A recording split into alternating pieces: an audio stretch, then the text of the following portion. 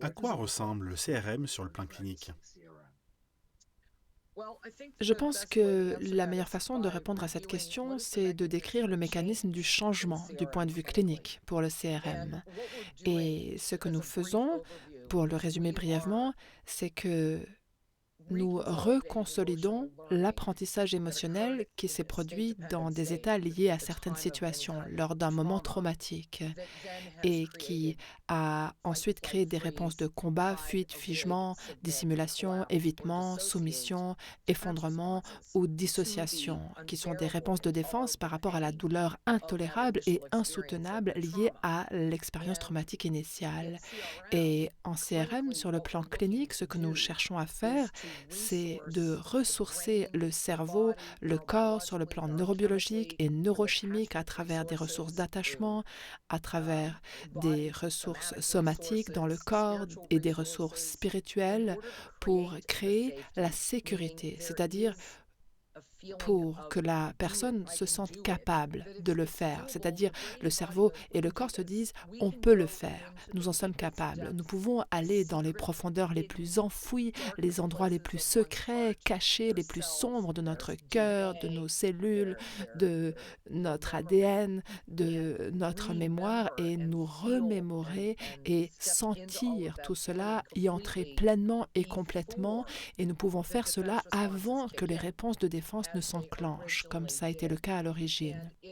Et ce sont justement ces réponses de défense qui constituent le problème que nous amènent les patients. Les personnes viennent en thérapie avec des problématiques, des diagnostics cliniques qui en fait représentent les réponses de combat, fuite, figement, dissimulation, évitement, soumission, effondrement ou dissociation par rapport à cette douleur intolérable vers laquelle ils ne se sont jusqu'ici jamais pleinement tournés, qu'ils n'ont jamais pleinement ressenti.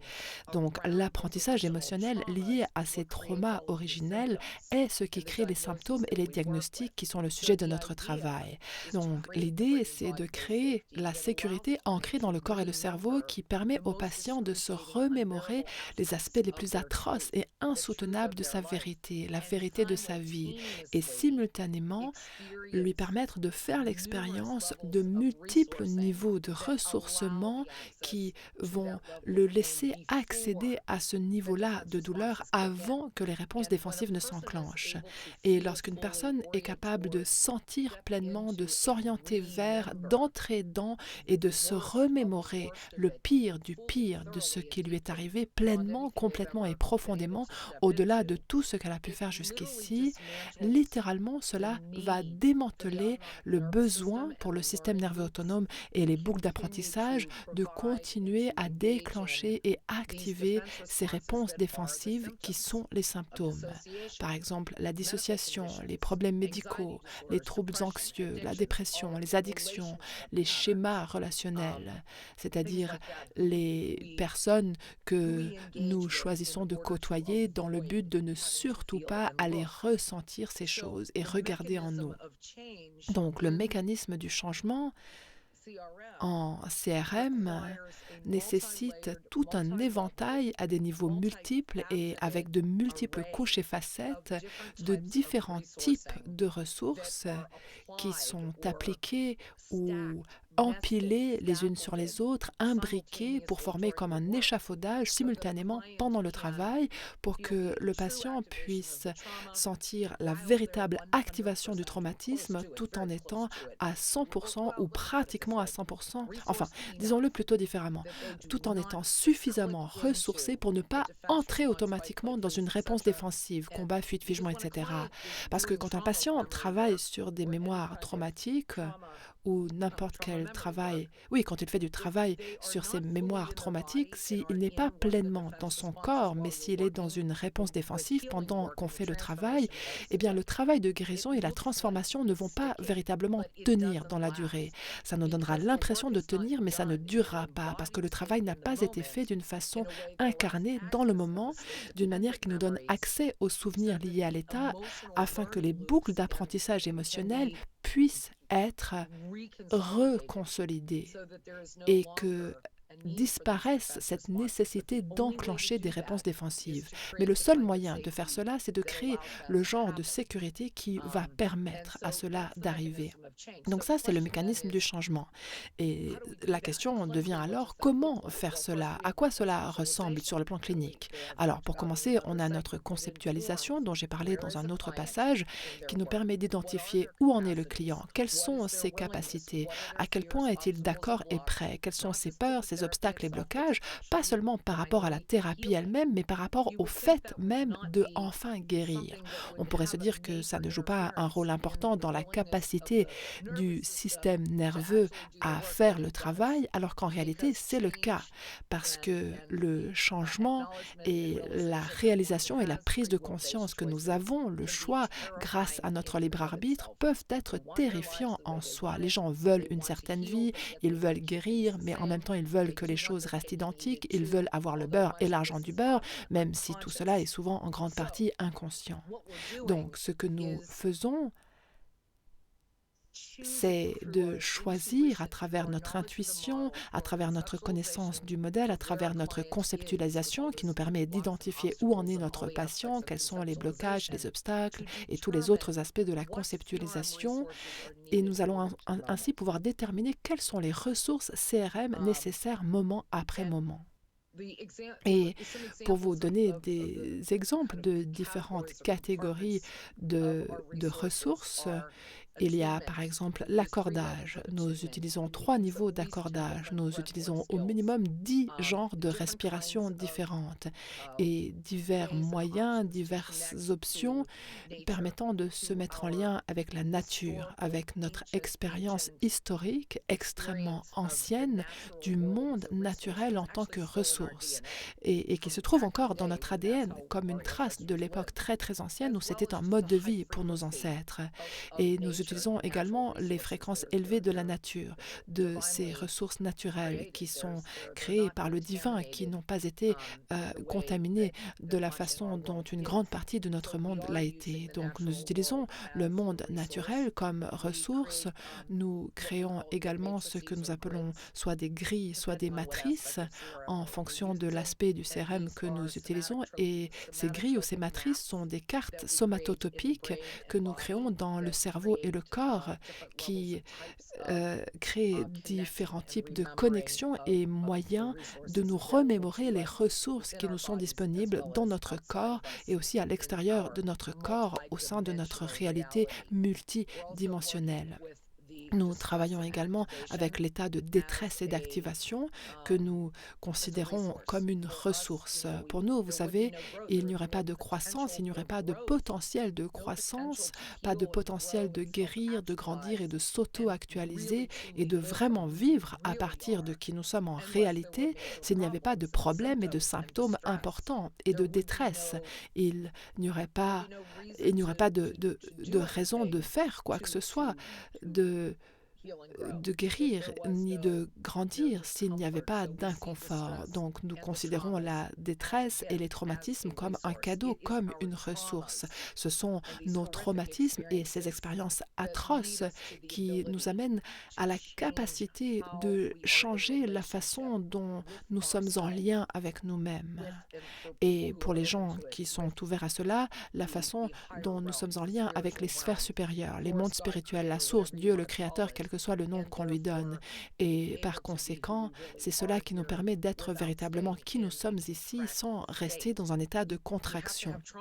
On doit traverser le traumatisme pour pouvoir favoriser cela, pour pouvoir le catalyser. Donc pour nous, c'est une ressource. Et il y a aussi le corps self ou soi essentiel qui en CRM est conçu un peu différemment d'autres approches qui incluent cet aspect dans le sens où en CRM, le corps self, alors dans les formations, on décrit surtout ce que n'est pas le corps self, mais ici, je vais simplement dire dans le cadre de cette description que le corps self ou soi authentique est un état d'existence non intentionnel qui est le seul aspect de nous qui ne soit pas une part dissociative. Tous les autres aspects de nous sont dissociés de notre nature véritable essentielle, alors que le corps self est un état d'être sans être dans le faire. Le corps self n'est pas dans la pensée, n'est pas quelque chose qui apporte de la compassion ou de l'amour ou quoi que ce soit, c'est simplement la fréquence, la vibration, l'amour inconditionnel, les ondes sonores, la géométrie de notre énergie qui est le schéma directeur de la source. Et c'est à cela que nous tentons d'accéder, conformément à notre mission déclarée qui est de déblayer les déchets pour que nous puissions nous souvenir de qui nous sommes. C'est ce soi central, ce corps self que nous tentons de nous remémorer et d'incarner. Parce que si tout le monde vivait en étant plus incarné à cet endroit-là, le monde serait un endroit bien différent et les gens vivraient des vies bien plus empreintes de paix, d'expansion et d'authenticité et bien plus alignés sur leur âme plutôt que sur les besoins de leur ego qui sont la cause de tous les problèmes du monde. Nous utilisons également le son, des codes sonores, des fréquences, des vibrations, ainsi que le fait d'entonner des sons. Nous demandons aux patients d'émettre des sons pour briser les blocages neurobiologiques, énergétiques, neurochimiques qui les empêchent de guérir, de se remémorer et de libérer certaines choses. Et l'usage des sons a cet effet. Si on pense à la façon dont un son peut être utilisé pour dissoudre un calcul rénal ou au chanteur d'opéra qui peut briser un verre, c'est parce que la résonance, les fréquences et les vibrations entrent en cohérence et en résonance avec ce sur quoi nous dirigeons intentionnellement le son. Et donc, en CRM, nous utilisons les sons qu'émet le patient lui-même pour renforcer et fortifier les ressources et les changements positifs. Et nous utilisons aussi le fait d'émettre les sons qui expriment le ressenti de la douleur et de la blessure dans le but de desserrer la façon dont elles sont retenues dans le patient et de permettre le démantèlement, la libération et la transformation de ce qui doit être changé. Nous utilisons donc le son sous la forme des sons qu'émet le patient et nous utilisons les sons qui viennent de musiciens, d'artistes et de créatifs qui produisent et créent de la musique. On utilise les fréquences de ce qu'on appelle le solfège sacré, les solfeggio frequencies, très important dans notre travail, différents types d'incantations sacrées, de sons bilatéraux. Brian Cumming est l'ingénieur du son qui produit une grande partie de nos sons bilatéraux. Et pour le travail thérapeutique générationnel, je fouille sur Internet pour trouver différents morceaux de musique liés à différentes cultures, différentes époques de l'histoire qui vont faciliter l'accès au traumatisme générationnel, qui pourront nous aider à trouver des ressources que nous pourrons utiliser pour travailler sur le traumatisme générationnel et qui sont alignées sur les fréquences les plus élevées des êtres humains, étant donné ce que je sais en tout cas au sujet de la façon dont nos cellules, notre ADN, les champs énergétiques autour de notre ADN répondent aux sons, aux fréquences sonores et aux ondes vibratoires. Nous utilisons la géométrie sacrée. La géométrie sacrée est un sujet bien trop grand pour pouvoir vraiment en parler ici, mais la géométrie sacrée, c'est la forme mathématique de ce qui est soit une idée, soit un état fréquentiel ou vibratoire sans forme. Et l'intention joue un rôle très important dans le genre de géométrie sacrée qui sera créée. Vous avez peut-être entendu parler ou lu des choses au sujet de la façon dont on peut programmer l'eau, simplement en lui adressant des chants, en chantant pour les flocons de neige, en passant de la musique pour l'eau, quelle qu'elle soit. Et sous le microscope, on peut détecter et observer les effets de certains morceaux de musique classique, plein d'amour, et même d'autres genres de musique, du rock ou de la musique standard, qui ont un effet extrêmement positif sur les molécules d'eau et les met dans un état de cohérence. Et si on pense que nous sommes constitués à 75% d'eau, il y a de l'eau et des liquides dans tous les aspects physiques de qui nous sommes, C'est la raison pour laquelle la façon dont nous utilisons les sons, la façon dont nous prononçons et émettons certains sons va avoir un impact sur la géométrie des structures de nos cellules, de nos molécules, de nos brins d'ADN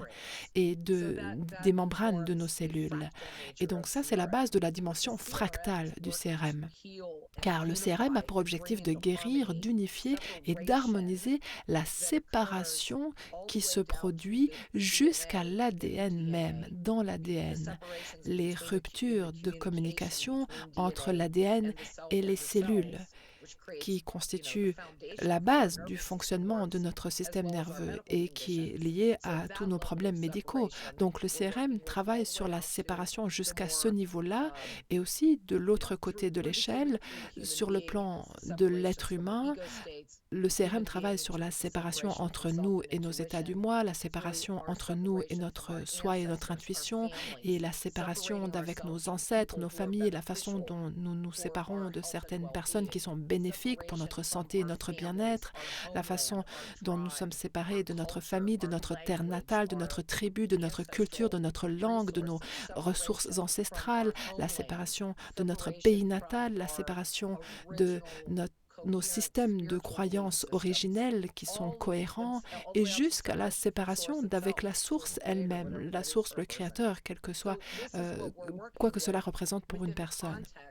Donc c'est avec tout ça que nous travaillons dans un contexte où nous nous efforçons d'un côté de nettoyer et d'éliminer les traumatismes neurobiologiques et neurochimiques, comme le fait n'importe quelle approche du traitement du trauma, dans le but de créer de l'espace pour une reconsolidation et une reconfiguration du soi et de tous les aspects du soi, du micro jusqu'au macro, et cela d'une manière qui utilise les fréquences sonores et la géométrie sacrée afin d'amener ces transformations positives dans la forme, dans notre système nerveux humain. Et nous changeons ainsi nos circuits neuronaux, nous changeons la physicalité même de notre être pour pouvoir favoriser et solidifier et intégrer et unifier tout ce qui est en nous, est aligné sur notre potentiel le plus élevé et le plus accompli par rapport à qui nous sommes et qui nous pouvons être. Et la géométrie sacrée est vraiment essentielle dans de multiples aspects du CRM et elle est intégrée avec le travail sur les sons et sur les vocalisations émises par les patients dans l'entier du CRM. Donc, sur le plan clinique, nous utilisons toutes ces ressources différentes, les ressources d'attachement, les ressources naturelles, le travail sur la respiration, l'accordage, la métaphysique, le monde naturel, tout cela et le corps lui-même et aussi la façon dont nous maintenons l'énergie, les structures énergétiques. Et tout cela, nous faisons pour créer la sécurité ancrée dans le corps et le cerveau qui va nous permettre de pleinement nous remémorer et nous orienter vers les souvenirs les plus atroces, afin que tout cela puisse être reconsolidé. Donc, nous juxtaposons d'un côté de très nombreux niveaux de ressources et d'un autre côté les circuits neuronaux les plus extrêmes